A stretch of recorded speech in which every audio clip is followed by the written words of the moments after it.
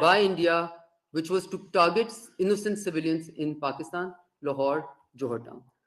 It reflects India's persistent hostility towards my country and the use of terrorist proxies to achieve nefarious objectives. And we believe objectives which are actually going to harm them also. Because when you try and burn a neighbor's house, the fire will come and burn you too. Our professional law enforcement agencies and judicial authorities have brought the perpetrators of this attack to justice who have received punishment, but these are only the frontmen, as we all know. The masterminds and the facilitators remain at large and under Indian state patronage and protection.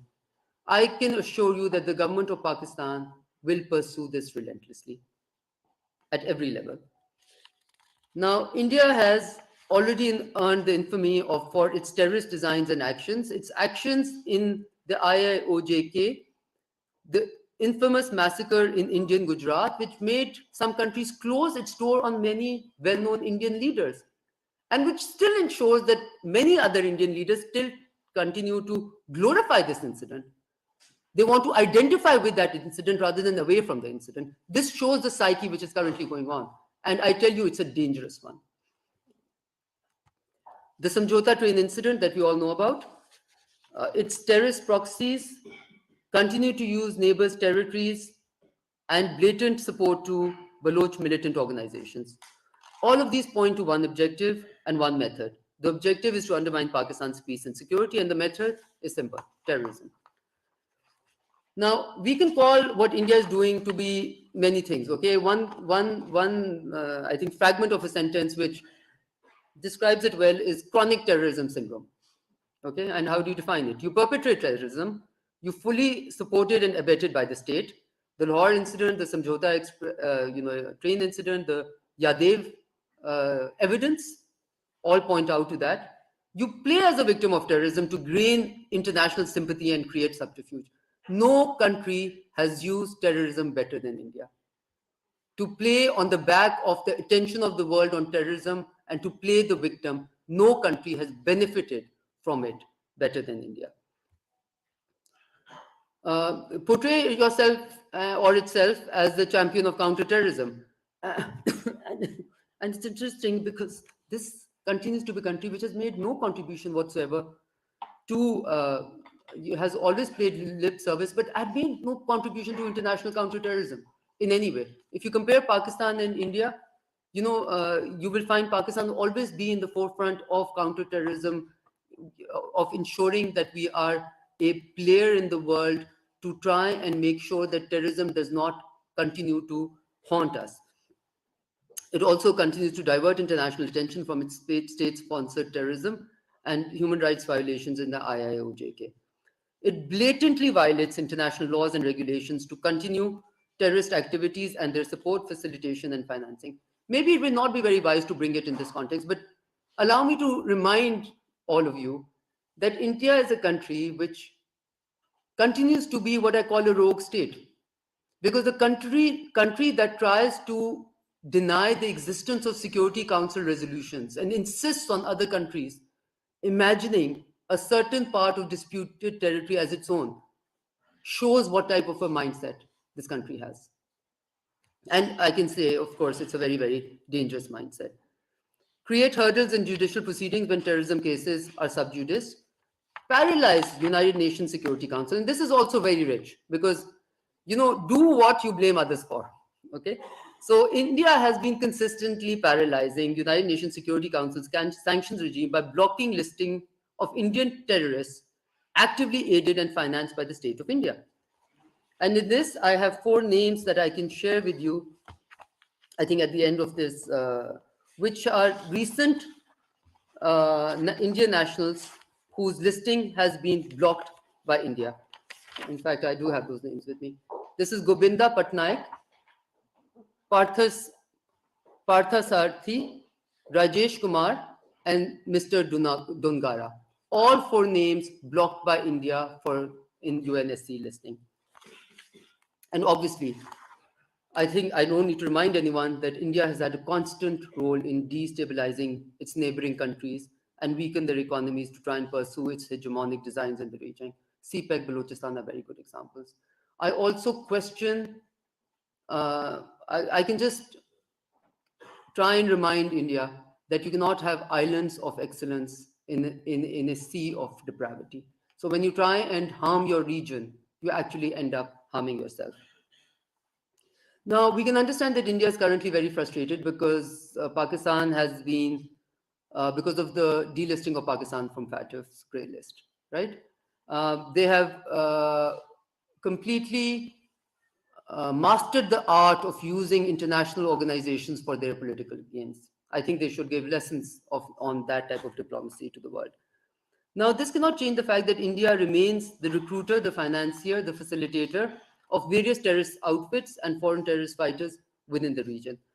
The world may be ignoring this, what I would consider to be a festering pool of terrorism, but at its own peril. What is ironic, as I've already said, is that India has been beating the terrorism drum, chairing UNSC meetings on terrorism. Now it has been caught red-handed in this particular incident, orchestrating terrorist attacks in its neighboring country, Pakistan. Let me be clear to you, and as I've already said, when you burn your own, neighbor's house, the fire will reach you too. I think India should desist from this policy and start looking at this region as a neighborhood that it is. And India's unabated slip into the abyss of extremism is being clouded by this growing India, emerging India narrative. And let me conclude by saying, because you might be asking, what is the, yes, this is all the evidence, the dossier is there, but what is the purpose? We believe truly that the international community, in particular the UN and FATF, have the responsibility now to hold India accountable for its terrorist actions. So we are looking for accountability. The Lahore incident for us is a test case for the credibility and integrity of international counterterrorism and counter-financing of terrorism regimes. The world must show that efforts to counter terrorism are non-discriminatory. The international conscience cannot be held hostage to what are clearly political and economic exigencies of the time. I also want to draw the world's attention to the victims who lost lives or were injured in the Lahore terrorist incident, as well as their families and loved ones. They look towards all of us for justice. We have shared this dossier with the members of the United Nations Security Council. We are also sharing it with the UN Secretary General. We hope that they would look into this evidence and fulfill their responsibility. Pakistan, for its part, will remain fully committed to eradicate terrorism in all its form and manifestations. As far as this specific issue is concerned, I know you already know from the Interior Minister's briefing, but I will just repeat. Red warrants through Interpol have already been issued. Mutual legal assistance requests to countries whose territory has been used for this incident have been sought, and we are, as we already said, will be formally taking it up at the UN. We have shared the copies, are in the process of sharing the copies of the dossier with the Security Council members and the United Nations Security Secretary General. And our expectations of the world is that if this is allowed, because of India's growing, because of what we call the exigencies of political and economic interest, we will all have to pay the price for it. We will all have to pay the price for it. So with that. Yes, please.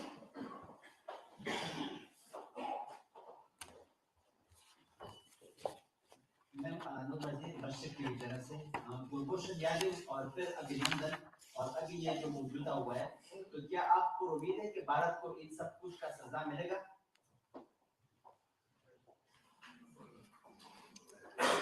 उम्मीद पे दुनिया कायम है, sorry.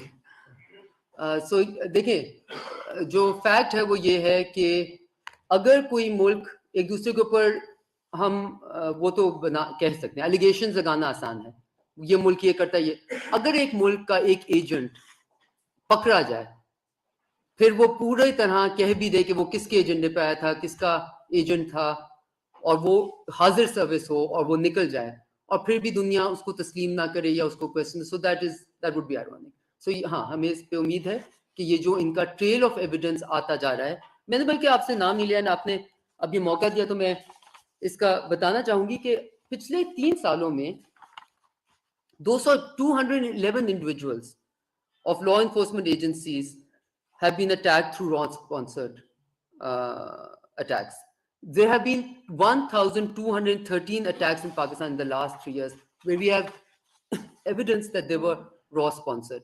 Now, if I take you to the list of the last, आप कह रहे हैं ना कि उम्मीद इसी चीज पे हो सकती है ना कि दुनिया को नजर आ जाए, सामने आ जाए कि कितना ज्यादा उनकी तरफ से ये होता जा रहा है. Now, attack on PC Hotel Gwadar, 11th May 2019. Attack on Chinese consulate Karachi, November 2018. Attack on oil exploration company at Gwadar, October 15th, 2020. Suicidal attack at Gwadar, 20th August 2021. Suicidal attack on FC camp at Panjgor Noshki, February 2022. Indian disinformation campaign we all know about. So really, my question is, how much is too much? And is this not too much? And how would we allow a country to drum the terror, to use the terrorism drum on a platform like the Security Council? And how do we deny, then questions are asked about the credibility of these institutions, of course. So I think this is clearly a very serious matter, and real questions need to be asked. Yes, ma'am.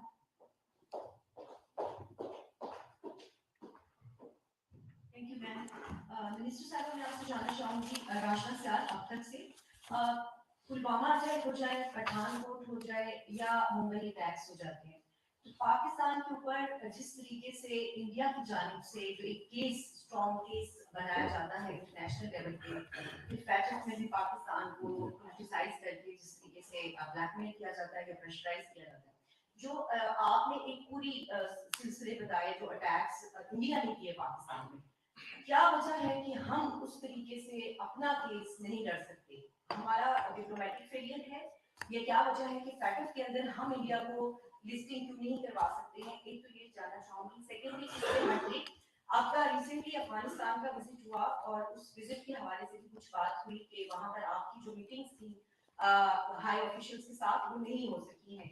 इसमें किस हद तक सदाकत है कि एक खातून वजीर खारजा के जाने से शायद वहां कोई मसाइल हुए? ये एक इंप्रेशन है और नेशनल असेंबली में भी इस पे बात हुई है, तो इस पे आपका मौक़िफ़ जानना चाहूंगी. शुक्रिया.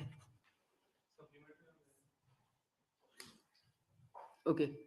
Again, I will not entirely agree with, I will speak in English because, I will not entirely agree with the fact that we have not been able to make a case. Okay. As I said, and I repeat, and I say this because as someone who's been associated with foreign policy management for many years now, I would have wished, I would have hoped 10 years back that 10 years from then, we'd be looking at a different region, that we'd be looking at a region which was at least moving towards opening doors towards each other, for its people, towards prosperity. But we see this continuation of trying to, bog the region down with the scourge of terrorism, right? Now, these incidents, the fact that you have Yadav here, all these are clear signs of a very large country trying to dampen the entire region through its, what I would consider nefarious designs, right? I don't think these designs are good for India also, because India is also part of the neighborhood.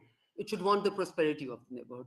Now, that thought process is something that you can't change, that we would like to be able to change. So if you see in the last 5 to 10 years, India has changed tactics and become much worse than it used to be, where it is now propagating, extremism in some ways and propagating against certain minorities. What it did in IIOJK, what it did for its own elections, sent jets into one nuclear power, sending jets into another nuclear power. Do we need evidence of more irresponsible behavior for the world? That's evidence enough. And then we all found out what was in there, in Balakot, which was told, the world was told that there were certain camps, etc. And we found there were some trees. That's it. Do we need more evidence as to what country is doing what? So I think that case is well made. I don't think it is. But as I said, there is the reality, and I'm not, I'm clearly saying this. There are political and economic exigencies which are making some entities look away from obvious things. We decided that we are not going to take any other questions, but that, हाँ नहीं, एक minute, Afghanistan के ऊपर नहीं, अफगानिस्तान के ऊपर नहीं लेना था, लेकिन क्योंकि ये क्लैरिफिकेशन देने का मौका मिल रहा है, इसलिए मैं ये क्वेश्चन बिल्कुल लूंगी. देखें, पहले तो हमारा एक असूल है, मैं ये and I am using this opportunity, thank you for giving me this, हम दफ्तर खारजा हैं, ठीक है, स्पोक्स पर्सन दफ्तर खारजा को रिप्रेजेंट करती हैं। हम सारे यहाँ पे जो लोग बैठे हैं वो आला अफसरान दफ्तर खारजा के हैं। उनका मैंडेट सोशल मीडिया मैनेजमेंट नहीं है, उनका मैंडेट हुकूमत पाकिस्तान के लोगों के इंटरेस्ट को प्रिजर्व करना और अपनी जॉब करना है। So please forgive us if we consider that to be a secondary job, not the. So we are less careful about the, कहते हैं ना तमाशा that is going on in social media, and more careful about the messaging that we're doing to the people that we want, that is our job to interact with. So बहुत सारी चीजें ऐसी होती हैं जिनको हम इग्नोर कर देते हैं, जो एक डिसइंफॉर्मेशन कैंपेन चल रही होती है। लेट मी कैटेगोरिकली से, कोई ऐसी मीटिंग नहीं थी जो हमने मांगी हो जो हमें डिनाई की गई। तो वो एक आ रहा था कि जी a certain minister refused to meet. We were there for a certain number of hours. We could only fit in a certain number of meetings, and that there's absolutely no truth in that whatsoever. In fact, if you were to ask me what is my assessment, I was very well received, as I expected to be. There was no reason why I should not have been well received. The other thing is that as far as the meetings are concerned, or the purpose of the trip is concerned, I feel we were able to achieve exactly what we wanted to achieve, and I don't want to delve greater into details.